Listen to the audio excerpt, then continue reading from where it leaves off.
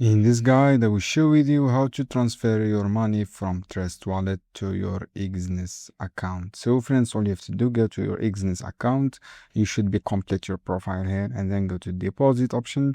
From this deposit, choose Bitcoins, guys. For example, here are this Bitcoins option.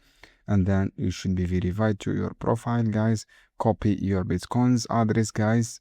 And then all you have to do, go to your Trust Wallet here. Open your wallet and click send option. From the send option, choose Bitcoin, for example, and then write your address, your Bitcoin's address, and then choose your amount you want to send. For example, 100. For example, 100, guys, the USD, and for example 0.0000.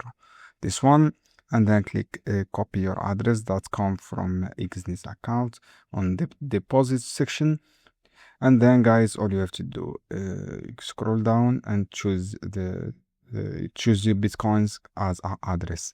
This is how we can do, guys. It is easy steps. I hope this guide helpful for you. Don't forget to give like and share this video for more content. And see you on another video soon. Just copy this address from here, click paste, and click preview this option.